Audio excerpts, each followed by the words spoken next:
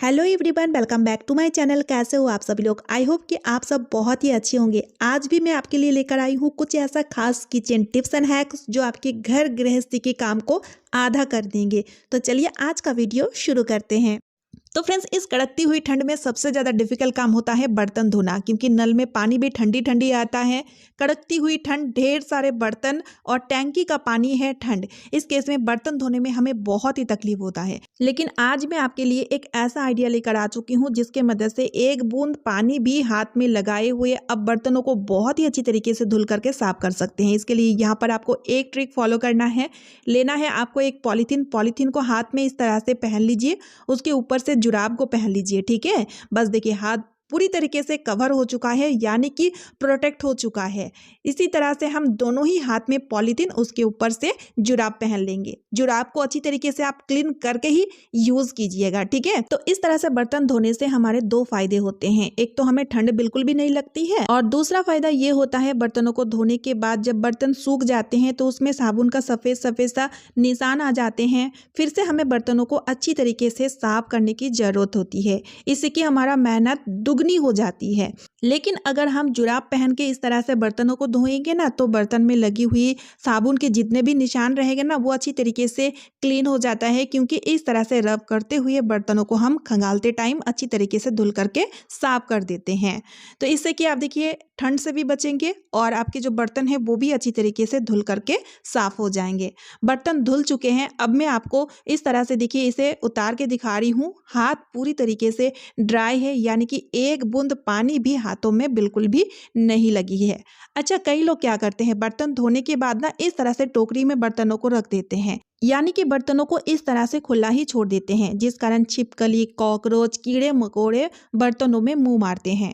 तो इससे अच्छा है आप क्या कीजिए, इस तरह का कोई दुपट्टा या फिर कोई कपड़ा है आपके पास, पुरानी बेडशीट है, उसके मदद से इसे पूरी तरीके से कवर करके रखें, जिससे कि छिपकली, कीड़े मकोड़े या कॉकरोच वगैरह बर्तनों में बिल्कुल भी मुंह ना मार पाए। उम्मीद करती हूँ ठंड के मौसम में ये आइडिया आपका बहुत ही ज्यादा काम आएगा। तो चलिए अब देख लेते हैं अगला ट्रिक। कैंची का यूज तो हम सभी लोग करते हैं, और इसे यूज करने के बाद इसे हम ऐसे ही छोड़ देते हैं। खासतौर में लोहे की कैंची को अगर आप इस तरह से ऐसे ही छोड़ देंगे ना, तो इसमें जंग बहुत जल्दी लग जाएंगे, इसका तेज भी कम हो जाएगा, साथ ही में धूल मिट्टी लग के ये बहुत जल्दी गंदे भी हो जाएंगे। अच्छा, कई बार ऐसा होता है कि हमें बाहर कहीं जाना होता है और कैंची भी साथ में ले जाना है, तो इस तरह से हम बैग में डालते हैं। तो देखिए इसकी नोक बहुत ही तेज है, जिस कारण बैग में रखी हुई बाकी सामान भी खराब हो जाते हैं, बैग के कपड़े भी फट जाता है। तो इसके लिए एक बहुत ही सुपर सा आइडिया, यहाँ पर आपको लेना है जुराब, और जुराब के अंदर कैंची को इस तरह से डाल दीजिए। कैंची बहुत ही अच्छी तरीके से इस तरह से प्रोटेक्ट हो जाएगा।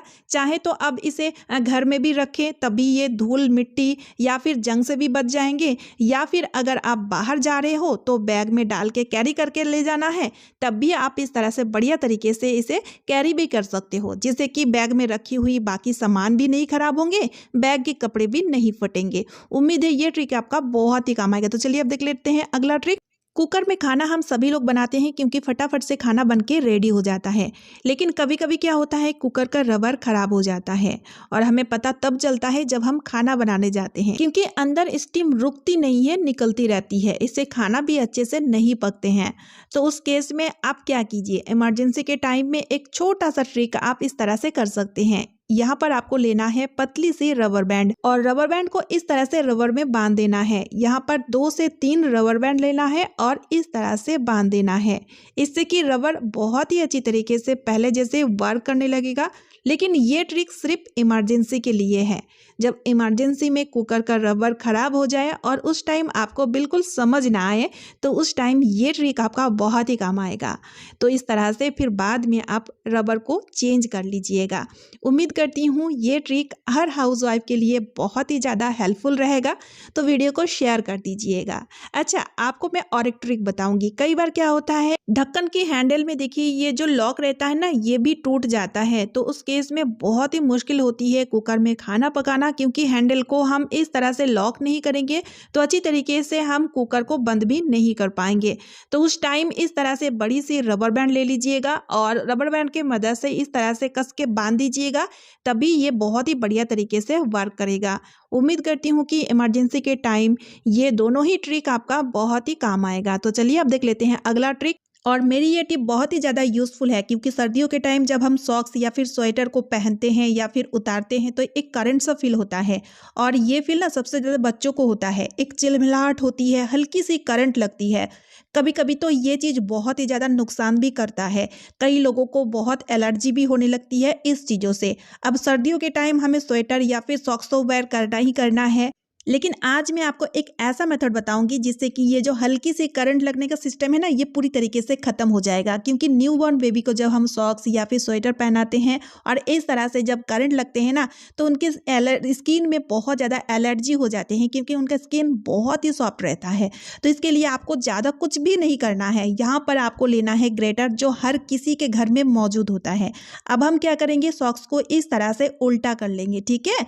अब हम इस तरह से देखिए सॉक्स को ग्रेटर में हम ग्रेट कर लेंगे, यानी कि ग्रेटर में सॉक्स को हल्के से हमें घुमा लेना है। तो ऐसा करने से ये होता है, कुछ साइंटिफिकल मेथड है जो इस तरह से देखिए ग्रेटर में सॉक्स को घुमाने से जो इलेक्ट्रिकल स्टेट्स पैदा होते हैं वो पूरी तरीके से यानी कि जड़ से खत्म हो जाते हैं। उसके बाद से इस सॉक्स को या फिर स्वेटर को आप पहनिए, बिल्कुल भी इस तरह से जो हल्की सी करंट लगने का या फिर झटका लगने का जो सिस्टम है ना, वो पूरी तरीके से खत्म हो जाएगा।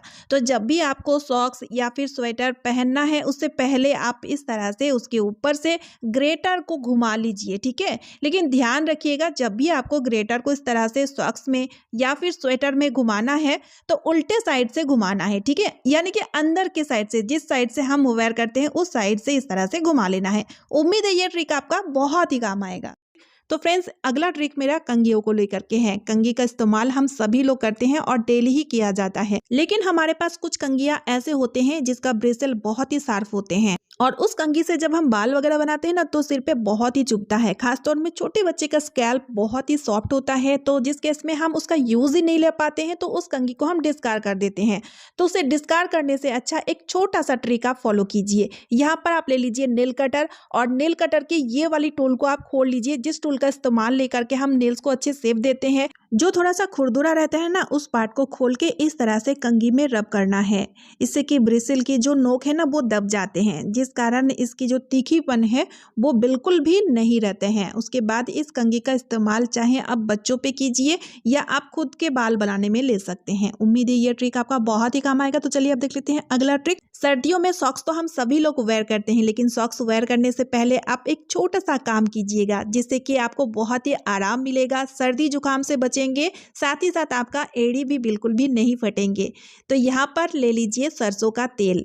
सरसों का तेल ही लीजिएगा, क्योंकि सरसों का तेल बहुत ही गर्म रहता है। यहाँ पर तेल को गर्म करने की ज़रूरत नहीं है, जब आपका मन करे तब आप इस ट्रिक को इस तरह से कर सकते हैं। बहुत ही आसान सा ट्रिक है। इस तरह से पहले आप सरसों का तेल को इस तरह से तलवे में, पैरों में अच्छी तरीके से लगा लीजिए। उसके बाद उसके ऊपर से आप सॉक्स वेयर कर लीजिए, ठीक है। और सॉक्स वेयर करने के बाद यहाँ पर छोटा सा काम और करेंगे जो मैजिक जैसे काम करेगा। इसके लिए यहाँ पर हमें लेना है लहसुन। तो यहाँ पर देखिए दोनों पैरों के लिए हम लहसुन की 2 कलियां लिए हैं। इसे छीलने की जरूरत नहीं है, बिना छीले ही चाकू की मदद से या किसी भी नोकीले चीज़ों की मदद से इसकी बॉडी में छोटी छोटी सी छेदें बना दीजिए, ताकि इसकी जो रस है वो थोड़ी थोड़ी करके निकल के आ पाए। उसके बाद यहाँ पर हमें क्या करना है, मोजे के अंदर इस तरह से देखिए एक पैर में एक कली और दूसरे पैर में दूसरे कली को डाल दीजिए। तो इस तरह से देखिए लहसुन भी होता है बहुत ही गर्म, सरसों का तेल और लहसुन का बहुत ही बढ़िया सा रिएक्शन क्रिएट होता है, जिस कारण अंदर बहुत ही बढ़िया सा गर्माहट मिलती है। तो इसलिए सर्दी जुकाम या तलवे में जलन पूरी तरीके से ठीक हो जाता है। यहाँ तक कि बॉडी पेन में भी बहुत हद तक रिलीफ मिलती है। उम्मीद है ये ट्रिक आपका बहुत ही काम आएगा। तो चलिए अब देख लेते हैं अगला ट्रिक। जब कभी भी हम घर से बाहर कहीं जाते हैं तो घर की जो चाबी होती है उसे हम बैग के अंदर ही डाल देते हैं, और बैग में रखी हुई होती है काफ़ी सारी सामान, और काफ़ी सारी सामानों के बीच में चाबी गुम हो जाती है या फिर चाबी छुप जाती है, और हमें जब चाहिए होता है तो बहुत ही ढूंढने की जरूरत होती है, या फिर कई बार क्या होता है कि कुछ सामान निकालते टाइम चाबी ही खो जाती है। तो इसके लिए एक छोटा सा ट्रिक, यहाँ पर हम चाबी को सेफ्टी पिन में लगा देंगे, और उसके बाद बैग के अंदर जो छोटी वाली जीभ होती है वहां पर इस तरह से सेफ्टी पिन को फिक्स कर दीजिए, यानी कि लगा दीजिए। इससे कि ये चाबी अलग रहेगा, अब ये बिल्कुल भी नहीं खोएंगे, साथ ही साथ बाकी सामानों के साथ बिल्कुल भी नहीं घूमेंगे, क्योंकि इस तरह से चाबी सेपरेट रहेंगे। जब भी आपको चाहिए फटाक से इसे आप निकाल के यूज कर पाओगे। है ना कितना यूजफुल सा क्लेवर है। उम्मीद करती हूँ ये ट्रिक भी आपका बहुत ही काम आएगा। तो चलिए फ्रेंड्स, आज का वीडियो मैं यही पेंट करी हूँ। आई होप आप सभी को आज का वीडियो यूज़फुल लगी है। अगर वीडियो थोड़ी सी भी यूज़फुल लगे तो वीडियो को ज़्यादा से ज़्यादा शेयर कर दीजिएगा, साथ ही साथ एक लाइक और चैनल को सब्सक्राइब ज़रूर कर लीजिएगा। तो चलिए मिलती हूँ नेक्स्ट वीडियो में। Bye friends and thanks for watching.